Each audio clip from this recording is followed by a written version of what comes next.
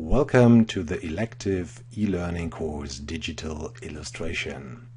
In the 3 parts of this first lesson, you are going to learn about basic illustration techniques in Photoshop by redesigning popular logos. So let's doodle a logo.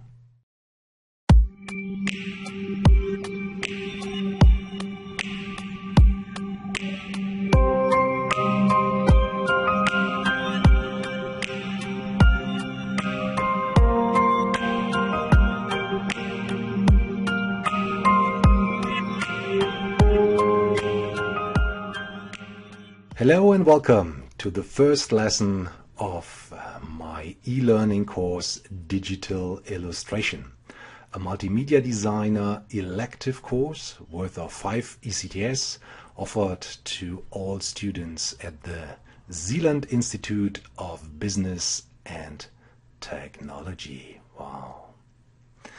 The whole course is designed as an elective course and therefore open for all students of all years.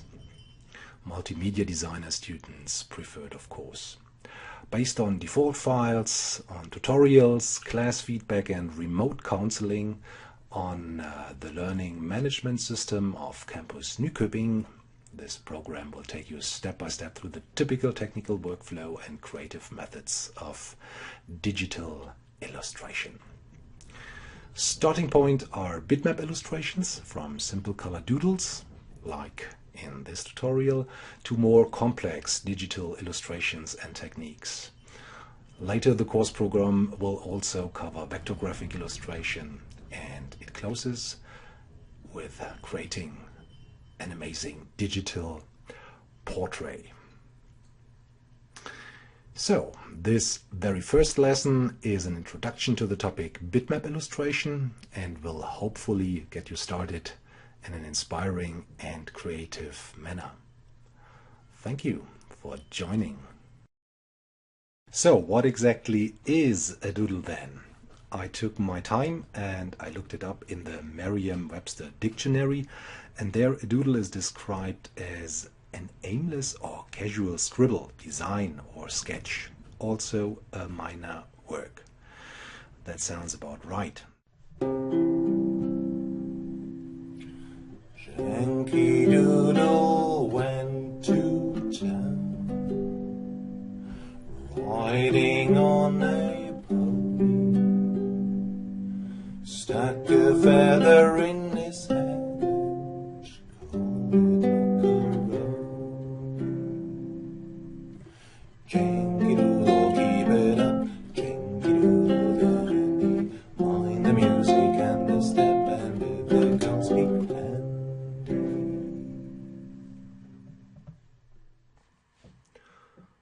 Good, let's get started then with some more practical tasks. In this section you are going to learn how to customize your Photoshop interface, the so-called workspace, and adapt it to the needs of a typical illustration workflow.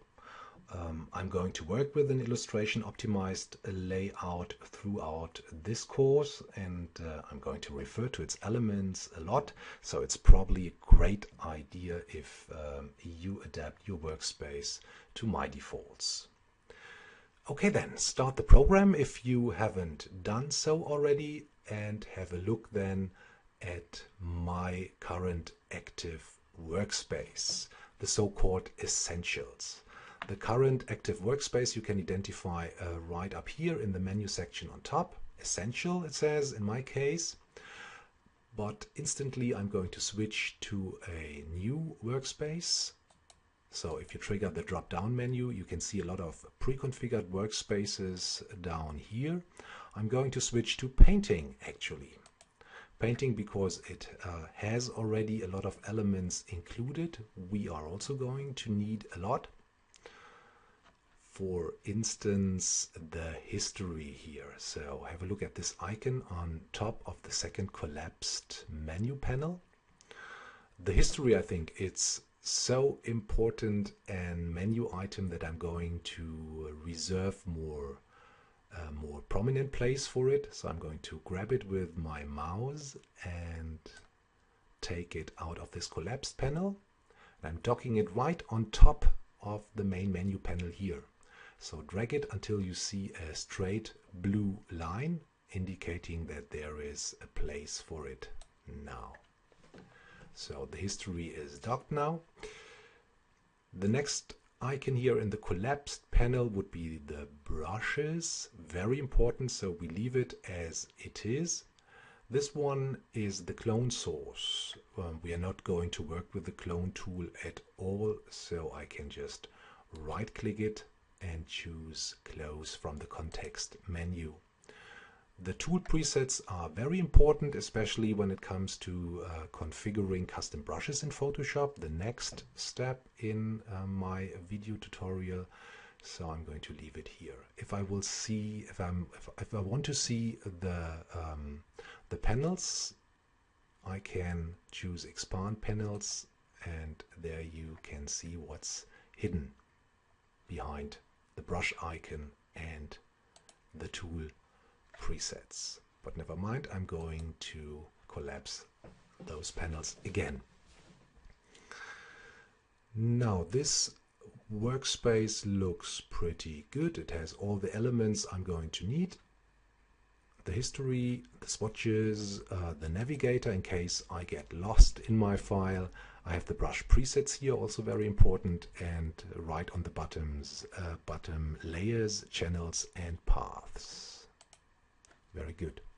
Now I'm going to save this as my new default workspace. I can do so by choosing new workspace from the drop-down menu here.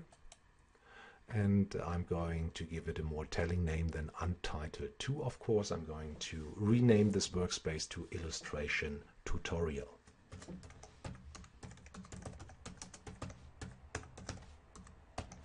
Here we go. I'm going to check on menus to include them as well and say save.